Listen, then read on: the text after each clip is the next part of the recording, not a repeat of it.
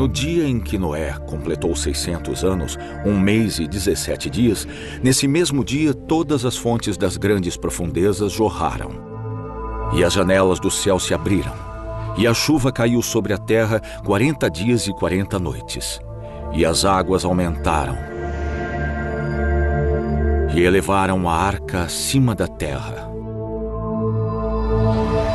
E ela flutuou sobre a superfície da terra.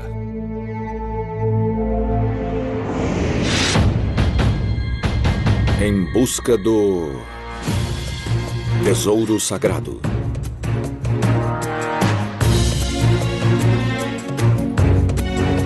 Religião. Ciência.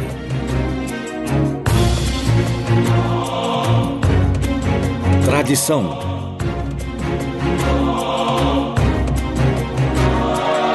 Teologia.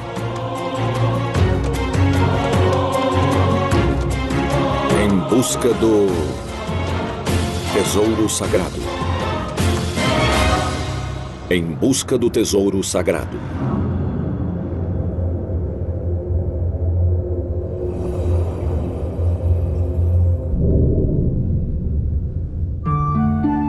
O Antigo Testamento conta muitas histórias incríveis. Adão e Eva, no Jardim do Éden, Moisés recebendo os 10 mandamentos e Davi lutando contra Golias. Mas além do mito popular, há alguma prova histórica que sustente essas histórias? Seria o Antigo Testamento uma mera coleção de lendas extravagantes? Ou, pelo contrário, foi inspirado por eventos reais, eventos recriados para combinar com a fé religiosa de seus leitores? Eles queriam contar a história dos primórdios dos tempos. Sabiam que Abrão era de Ur, dos caldeus, ao sul. Por isso, usaram um pouco da história do mundo que conheciam. E a parte do mundo que melhor conheciam era a Mesopotâmia e o norte da Síria. Esse era o universo deles, mais ou menos. O Grande Dilúvio é uma das histórias mais extraordinárias e fabulosas do Antigo Testamento. Essa aventura, estrelando Noé e sua coleção de criaturas, fascina as crianças, e elas não são as únicas. Noé é um dos mais antigos patriarcas bíblicos, e quando Deus decidiu dizimar a humanidade, que o estava desagradando, ele enviou o Grande Dilúvio. Porém, escolheu Noé para salvar aqueles que deviam sobreviver, junto com sua família, para recomeçar a vida. E claro, ele colocou animais na sua arca, um macho e uma fêmea de cada espécie. É de admirar que Noé soubesse a diferença entre o pernilongo macho e a fêmea, mas vamos pular esses detalhes incômodos e focar na história. Noé salvou a humanidade quando Deus decidiu limpar a face da terra. Mas por que a Bíblia fala de uma arca? Na Bíblia existe a palavra Teba, que tinha 2 significados. Podia ser uma caixa ou um barco, algo nessa linha. Quando o Antigo Testamento foi traduzido para o grego no século III, a chamada Bíblia Septuaginta, essa palavra foi traduzida como arca, que significava caixa que flutua, daí a palavra arca. Desde a invenção da chamada ciência racional, muitos pesquisadores têm investigado a autenticidade dessa história. Noé e sua arca realmente existiram? Houve realmente um grande dilúvio? Como para tantos outros mitos e lendas fantásticas, as provas científicas da existência da Arca de Noé, do lugar onde ela pode estar ou dos artefatos ligados à sua história são muito poucas, na verdade. A partir do que sabemos das camadas geológicas, podemos sugerir que houve várias inundações devastadoras.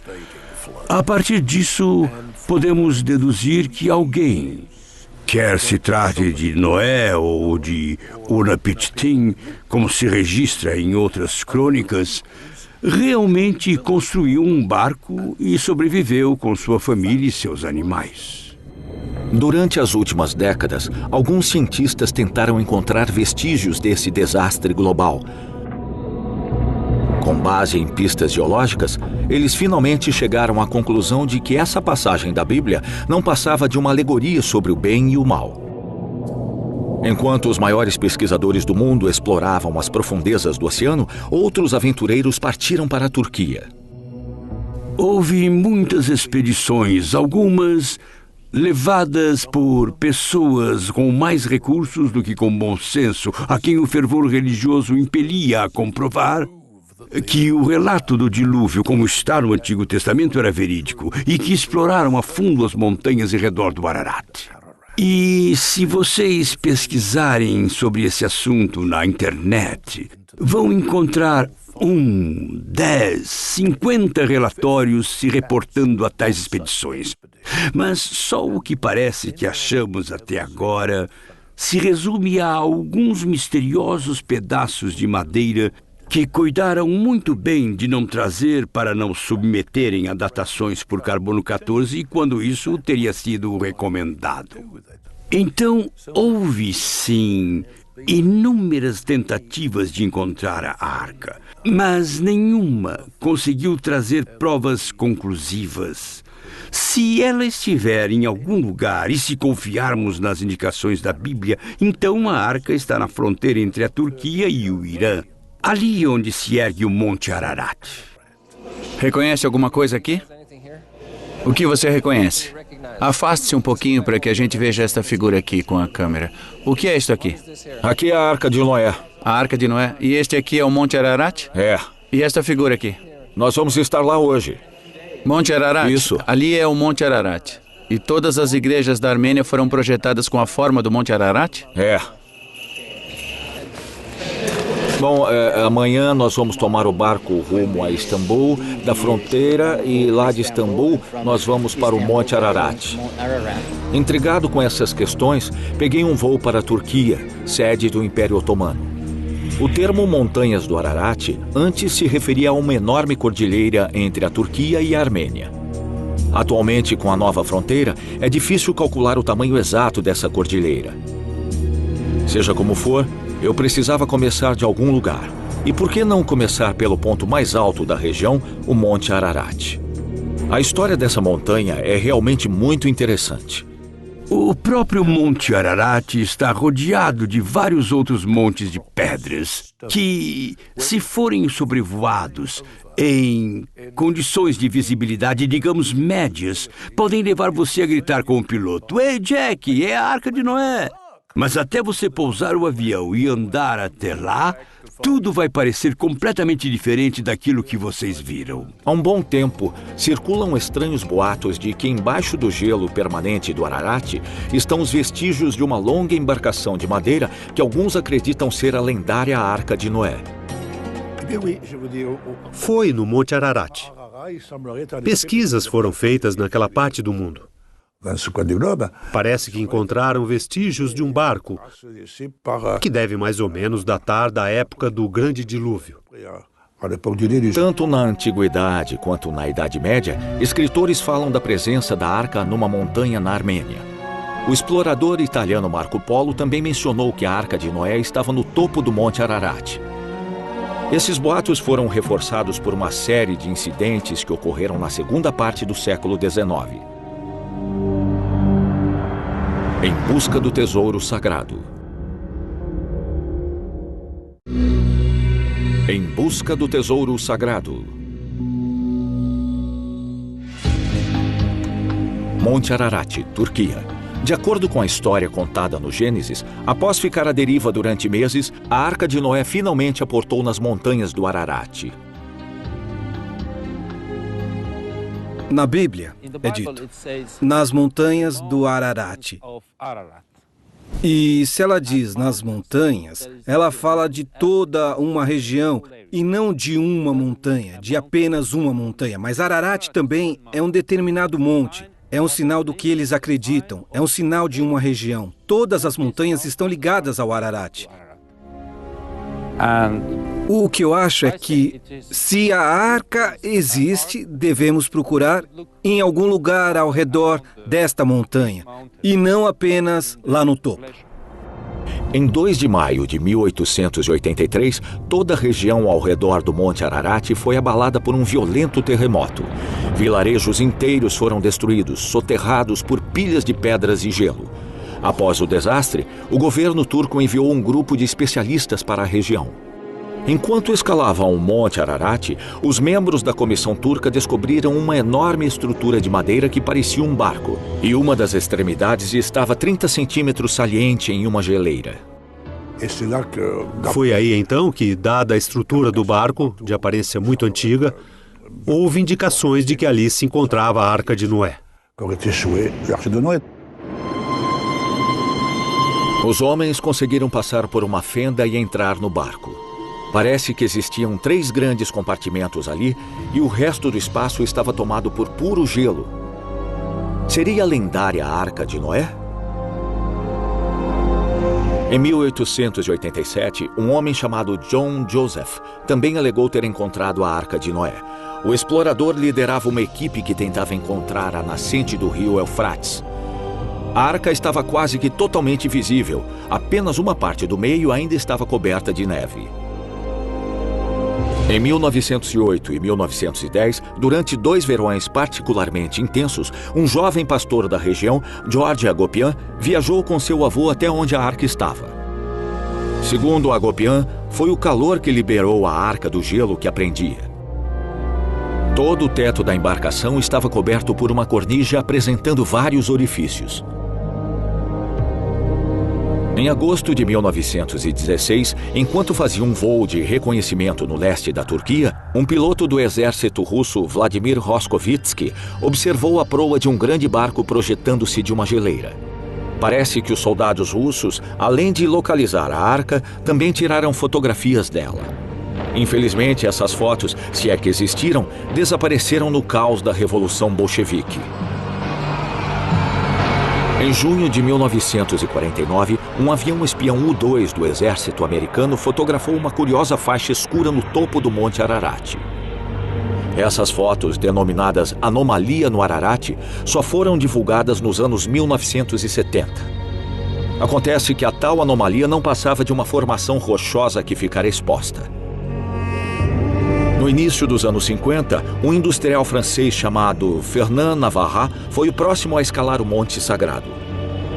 Navarrat, um veterano do exército francês no Oriente Médio, tinha ouvido todo tipo de boatos envolvendo a arca. Em 1952, juntamente com alpinistas locais, o explorador chegou ao topo sem, no entanto, encontrar nenhuma prova da presença da arca. Mas na volta, enquanto estava sozinho na geleira, ele avistou o contorno de uma longa estrutura de madeira se projetando através do gelo. Era o dia 17 de agosto de 1952. Em 1969, Navarrat tentou uma última vez escalar o Ararat, o que não lhe trouxe melhores resultados. 5 anos depois, o industrial publicou A Arca de Noé, Eu a Toquei. Com essa publicação de título bem otimista, Navarrat pavimentou o caminho para inúmeras expedições, sobretudo a do já falecido James Irving, um dos 12 astronautas americanos que caminharam na Lua durante a missão Apollo 15 e que sempre foi fascinado pelo mistério do Ararat. Nenhum desses esforços jamais captou qualquer prova da presença da arca no Monte Ararat. Rendeu apenas uma bandeja de fotos, tão duvidosas quanto embaçadas. Uma recompensa mínima por tanto empenho. Mas e se a arca não estiver no Monte Ararat, mas perto do Ararat? Existe uma teoria à qual muitos pesquisadores estão dando grande consideração. Uma das numerosas histórias sobre a localização da arca fala dessa maravilhosa formação rochosa muito próxima do Ararat. A teoria que a acompanha pretende que a totalidade da arca foi petrificada, que ela se transformou em pedra. Agora vamos refletir um pouco sobre todo o folclore que estamos acostumados a ler e que tenta explicar as coisas dizendo: o que podemos ver nessa paisagem é alguma coisa que se transformou em pedra. To stone. No verão de 1959, um cartógrafo da OTAN, capitão Ilan Doropinar, foi designado para tirar fotos aéreas de uma região levemente ao sul do Monte Ararat. Durante o voo, Durupinar fotografou uma surpreendente formação rochosa que tinha o formato de um barco comprido. No ano seguinte, a foto apareceu na revista Life com a legenda Arca de Noé? A estranha formação rochosa, apelidada de a Arca de Durupinar, em memória do cartógrafo, foi objeto de vários estudos. Ela se encontra a uns 15 quilômetros de Dogu Bayazit, vilarejo que tem menos de 60 mil habitantes. Dogu Bayazit fica a 15 quilômetros sudoeste do Monte Ararat. Todas as expedições em busca da Arca de Noé têm que passar por Dogu Bayazit. Nos últimos anos, todas essas expedições tiveram um denominador comum: a Ararat Trek, uma pequena empresa local que oferece turismo radical, inclusive para escalar o Monte Ararat. Em busca do tesouro sagrado. Tesouro sagrado.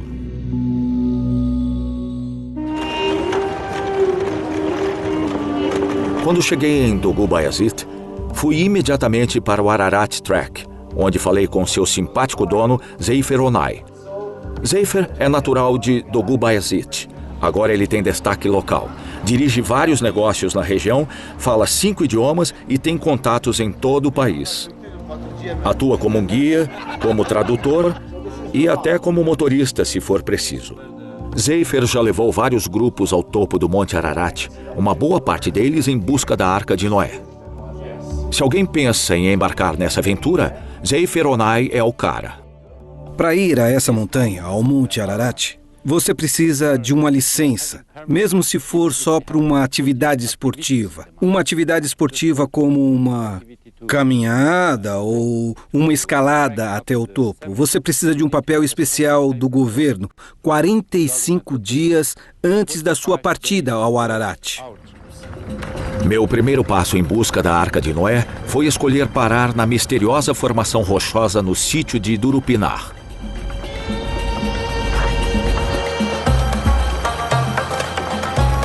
Para chegar lá, temos que viajar por terrenos inóspitos, quase lunares na sua desolação. Aqui, longe da civilização, não há nada, só o deserto. As pessoas vivem exatamente como seus antepassados viviam. Moram em pequenas casas de pedra e diariamente os homens levam as ovelhas para o pasto. Quase regra geral, criar ovelhas é o meio de vida dessas comunidades.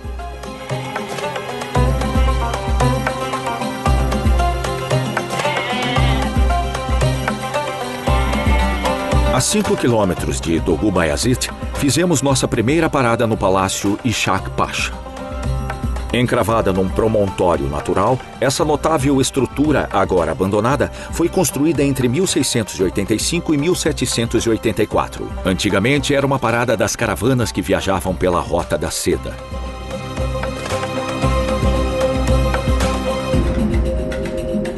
Ele servia como fortaleza, prisão e centro de negócios. Nas montanhas em volta, você pode ver vestígios de edificações e muralhas, ruínas que mostram a importância da região no século XVIII.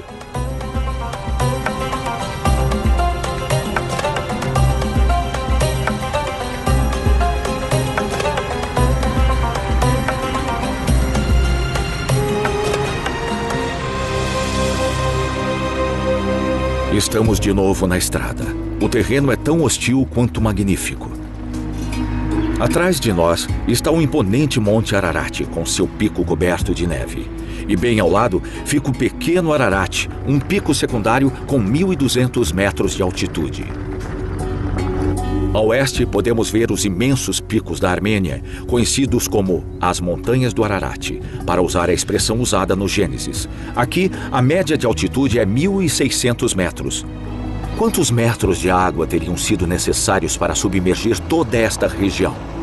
Se houve mesmo um grande dilúvio, ele não teria deixado vestígios? Será que o dilúvio descrito na Bíblia realmente ocorreu?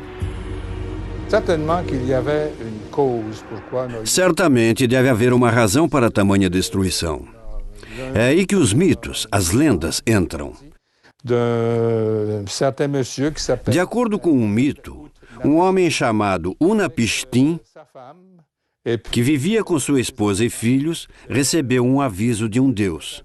vai acontecer um terrível dilúvio e você precisa se salvar. Essa lenda data da época dos Sumérios, que durou do final do terceiro até o início do primeiro milênio antes de Jesus Cristo. Essa história é muito semelhante à história de Noé contada no Gênesis. Então, Unapishtim construiu um barco e pôs nele um macho e uma fêmea de cada espécie, além de sua mulher e filhos. Eles escaparam da morte, mas tudo em volta foi totalmente destruído. A razão pela qual essa destruição se deu é que os deuses não conseguiam mais dormir, porque os humanos estavam fazendo muita algazarra. No capítulo 6 do Gênesis, Deus se arrepende de ter feito o homem. Ele decide destruir todos os seres vivos, o homem e os animais, e as aves do céu com um grande dilúvio. Entretanto, ele faz uma exceção a Noé, um homem honesto e justo que merecia uma graça aos olhos de Deus. Ele é instruído por Deus a construir um barco onde ele e sua família estariam a salvo do aguaceiro. E foi aí que a vida começou de novo, com Noé, sua mulher e seus 3 filhos, Sem, Cam e Jafé. Os nomes são bem interessantes. Sem é o ancestral dos semitas, os povos da área hoje conhecida como Oriente Médio. O hebraico, o babilônico e o assírio são idiomas semíticos. Depois vem Ham.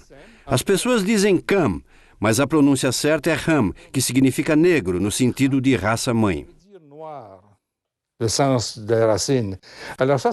O termo corresponde a povo da África em hebraico. Eles deviam saber que havia pessoas negras vivendo na África e deviam ter algum contato com essas pessoas. E Jafé, ou Iafé, é um nome que corresponde à Ásia Menor, particularmente à Grécia. Iafé era um dos nomes usados em hebraico para designar a Grécia, que podemos considerar ser a Europa.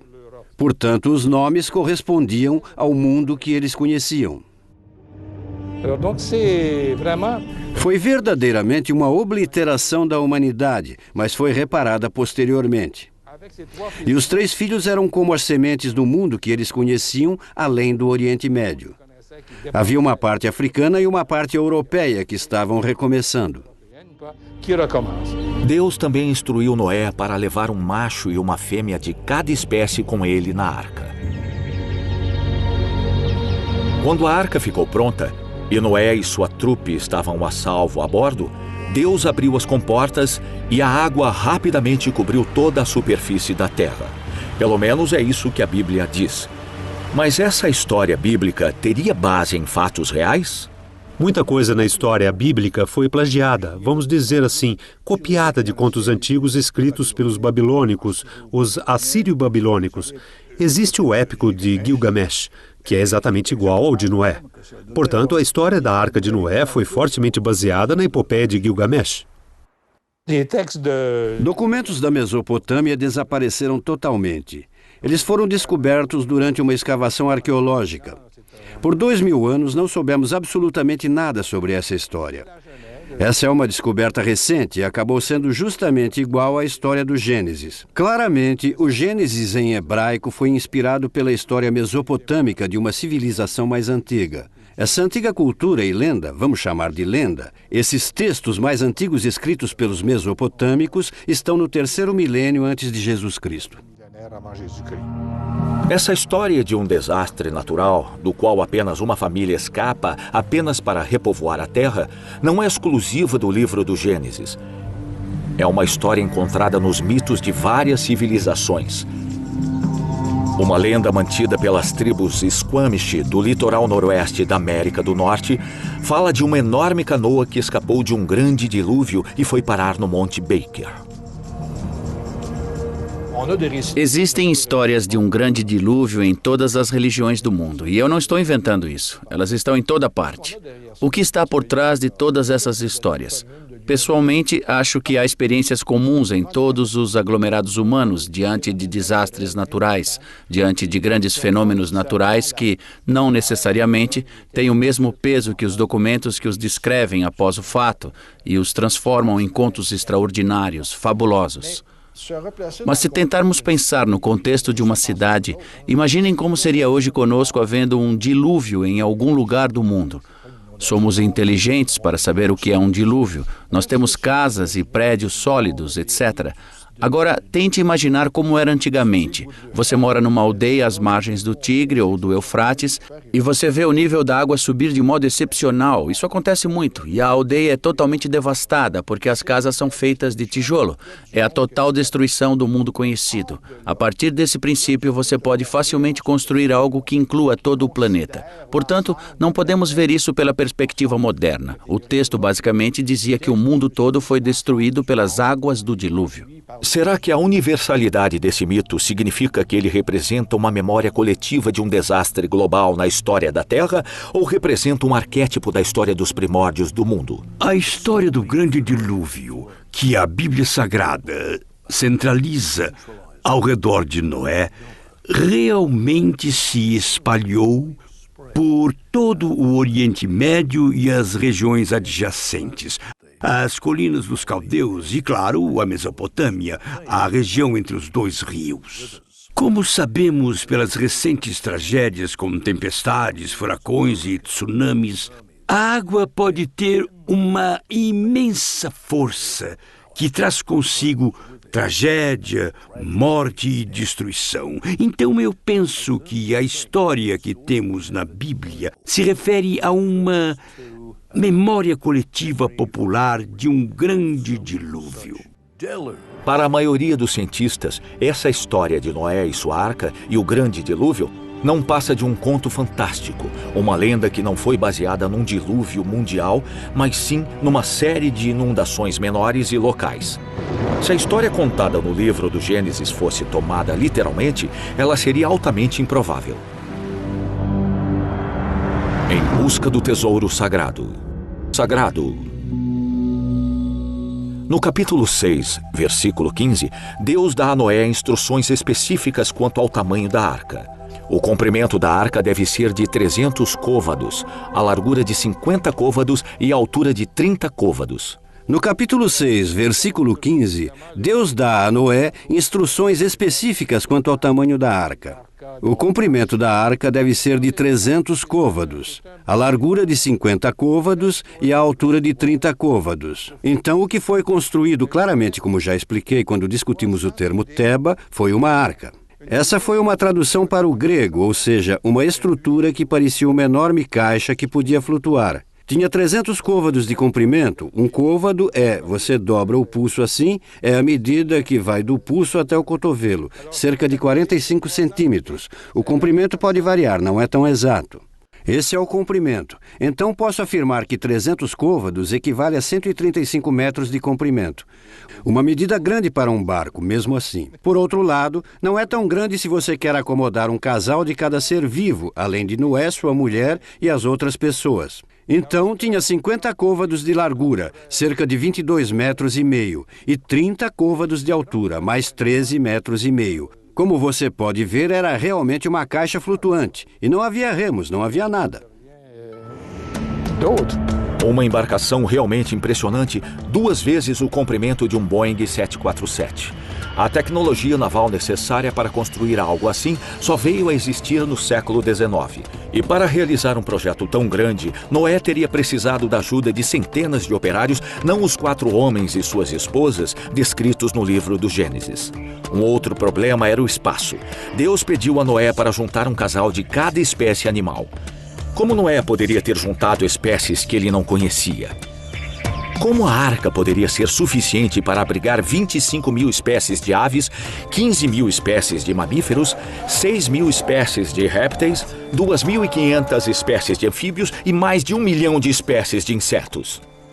O que impediria um homem astuto que tem sempre um olho no futuro de dizer: na época do meu avô, várias pessoas morreram.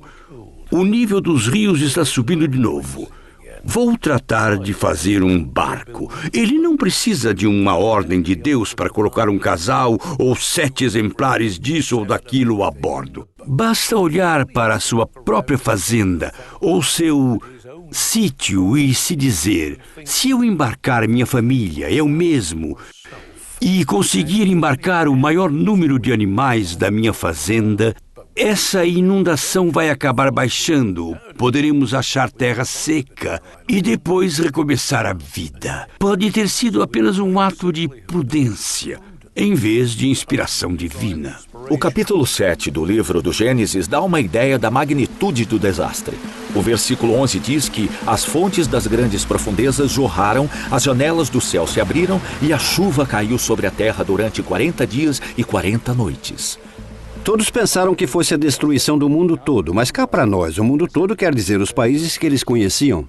De acordo com Gênesis, a água cobriu tudo na terra, subindo mais de 15 côvados, ou 8 metros, acima das montanhas. É muita água. É água demais. O volume de água que teria sido necessário para cobrir a terra toda, inclusive as montanhas mais altas, seria equivalente ao dobro do tamanho dos nossos oceanos. De onde essa água veio e para onde é que ela foi? Já que são questões impossíveis de responder, devemos concluir que o grande dilúvio é apenas um mito? Não exatamente.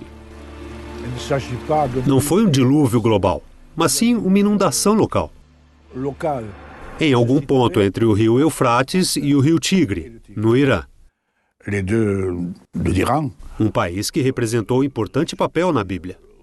Então, teoricamente, foi lá que o famoso desastre aconteceu. Ele foi percebido como um evento global, mas, na verdade, ele foi bem regional em sua magnitude. Durante escavações arqueológicas no sul do Iraque, nos anos 1920, os cientistas encontraram camadas alternadas de calcário e sedimento arenoso no leito rochoso. E concluíram que a região deve ter sido sede de vários períodos de uma imensa inundação. As provas dessas histórias de inundação têm por origem a Mesopotâmia, com seus 2 rios. Há ali uma terra plana, uma planície inundável, situada entre os 2 rios. Se algo contrariar o equilíbrio natural e a meteorologia por um breve instante, com certeza a planície toda vai inundar e os habitantes vão morrer. É de se admirar, então, que as mais antigas versões do mito do dilúvio têm origem nessa mesma região? Teria havido uma inundação ao longo de 2 grandes rios, o Tigre e o Eufrates, que têm nascentes diferentes. O Tigre nasce na Armênia, no leste, e a nascente do Eufrates fica na Síria. Eles quase se unem no sul da Mesopotâmia. E dependendo da quantidade de neve que caía em determinado ano, juntamente com as chuvas sazonais, eles podem facilmente ter passado por alguma grave inundação.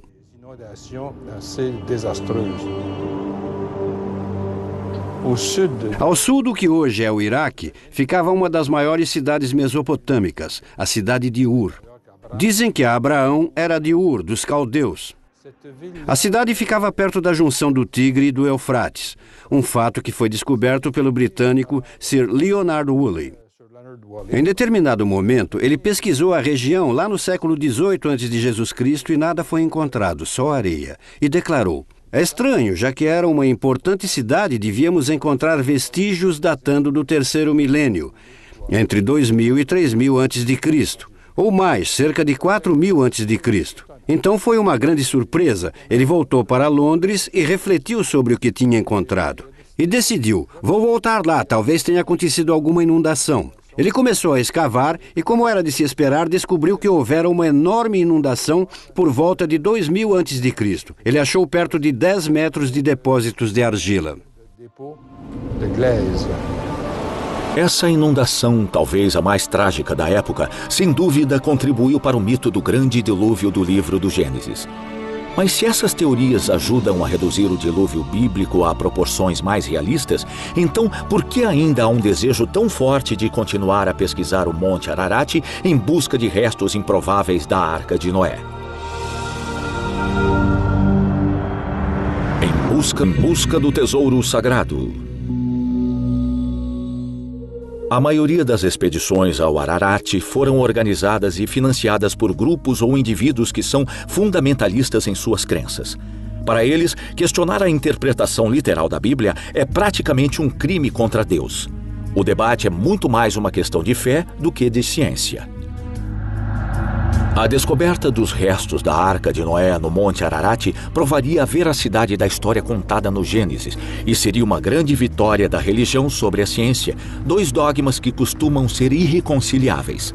Sendo verdade que a Arca de Noé, se é que ela existiu, pode ser encontrada no topo do Monte Ararat, então como fica a Arca de Pedra de Durupinar? Ao chegar no sítio de Durupinar, fiquei chocado com o grau de isolamento. O local é no meio do nada. Apenas um pequeno imóvel num espinhaço, que também é centro turístico e museu, identifica o sítio. Quando cheguei, fui recepcionado por Hassan Baba, um senhor natural da vila vizinha de Uzengili. Vamos dizer que ele é o guardião da arca. Desde os anos 60, ele já viu muitos aventureiros virem explorar e estudar essa estranha formação rochosa. A Arca de Durupinar se encontra numa depressão geológica. À primeira vista, é fácil visualizar o formato de um barco. Não surpreende que, em 1987, o governo da Turquia denominou essa região de Parque Nacional da Arca de Noé. Essa estranha formação está localizada perto da fronteira com a Armênia, a poucos quilômetros do mítico Monte Ararat.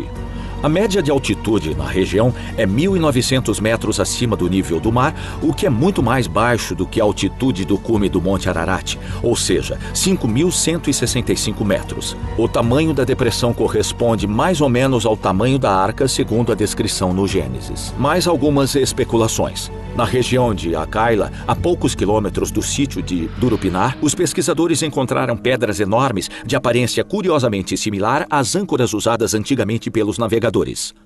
A ciência, pelo que eu sei, homens de ciência fizeram pesquisas nessas âncoras de pedras. Eles documentaram o assunto pesquisado e não terminaram as pesquisas.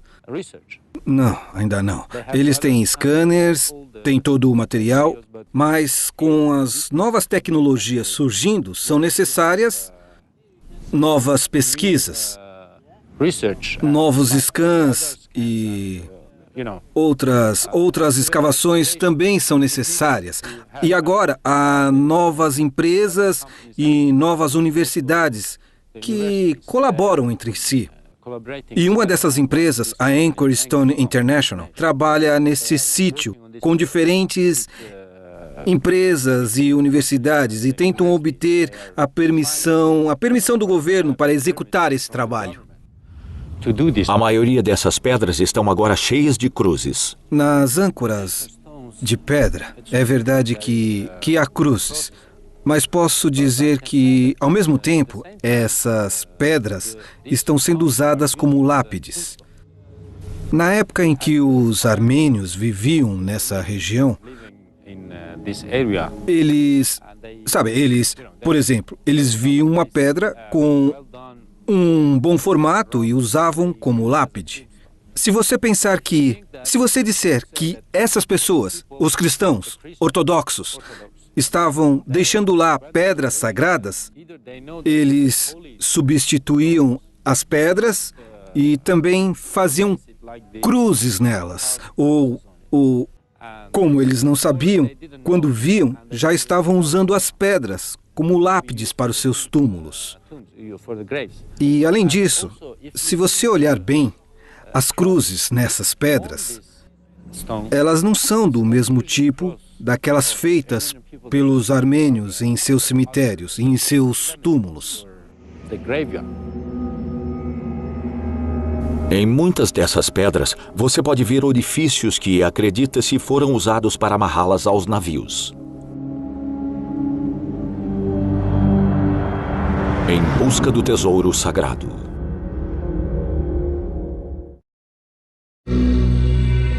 Em busca do tesouro sagrado. Âncoras de pedra no meio do deserto, a poucos quilômetros do Monte Ararat e a Arca de Durupinar, combustível perfeito para a imaginação de aventureiros em busca da arca perdida. Se essas pedras são realmente âncoras, poderiam ter sido usadas pelo patriarca Noé para prender sua arca? Análises minerais provaram que essas pedras são de uma rocha que é nativa da região do Ararat. É diferente. É algo totalmente diferente. Eu estive em vários outros cemitérios para tentar encontrar pedras esculpidas da mesma maneira. As lápides são menores e as cruzes são completamente diferentes. Eu explorei a região toda, achando que poderia encontrar uma rocha com um buraco parecido. Mas não achei nada. E esse é o único exemplo desse tipo de pedra nesta aldeia. Quanto à Arca de Durupinar, as amostras rochosas recolhidas em 87 e 88 provaram que o formato não é de um barco petrificado de 2000 anos, mas sim de uma formação geológica incomum, cujas características podem ser vistas em outros pontos da região. Uma aberração da natureza criada por um enorme deslizamento de terra ao longo de ravinas muito íngremes. Se você e eu explorarmos as bordas deste platô, vamos acabar descobrindo estranhas formações de rochas salinas que uma testemunha menos imaginativa poderia confundir com um ser humano. Há todo tipo de círculo de pedras na Grã-Bretanha, na Europa, e certas lendas associadas a isso os chamam de os caçadores. Como eles teriam ousado ir caçar no sábado, o Senhor os teria prontamente transformado em pedras. Assim, quando descobrimos uma formação rochosa incomum, que se assemelhe vagamente à forma tradicional da Arca de Noé, somos inclinados a dizer: sim, é a arca, achando que Deus, em sua sabedoria, a transformou em pedra a fim de preservá-la para que pudéssemos vê-la e crer. Em busca do tesouro sagrado.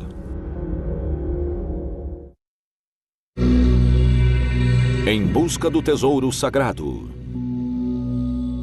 Para historiadores e arqueólogos, a história de Noé e de sua arca não passa de uma alegoria que combina tradição oral, religião e fato histórico.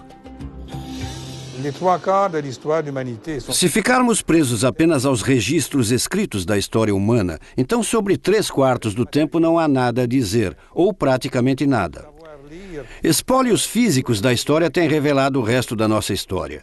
Portanto, sabendo como ler a informação numa cuia arqueológica, sabendo como ler uma cerâmica, sabendo como ler a arquitetura, seja doméstica, civil, racial ou outra, é o nosso jeito, na maioria das vezes, de reconstruir a história daquelas épocas. A busca pelos restos da Arca de Noé é muito mais do que apenas uma ideia maluca de aventureiros.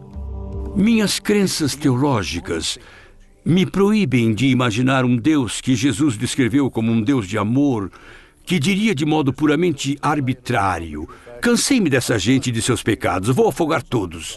O Deus no qual eu acredito não teria dito isso. Para o homem comum, a busca pela arca é um épico que se equipara às aventuras de Indiana Jones, uma busca na qual os heróis e os vilões se perdem entre o mito e a realidade. O que é bonito, claro, na história da arca, é quando o arco-íris aparece. O arco-íris sempre foi um símbolo de calmaria, paz, prosperidade e coisas desse tipo, que voltam após uma tempestade ou uma crise. É mais ou menos por aí então. Esse arco no céu informa que não haverá outro acesso de chuva torrencial forte o suficiente para varrer a humanidade da face da terra.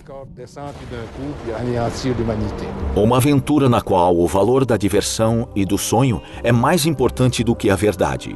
Como o escritor russo Alexander Pushkin disse certa vez: é melhor ouvir uma empolgante mentira do que a triste e enfadonha verdade. Embora essa ideia jamais tenha elucidado quaisquer mistérios, ela tem dado luz a muitos deles.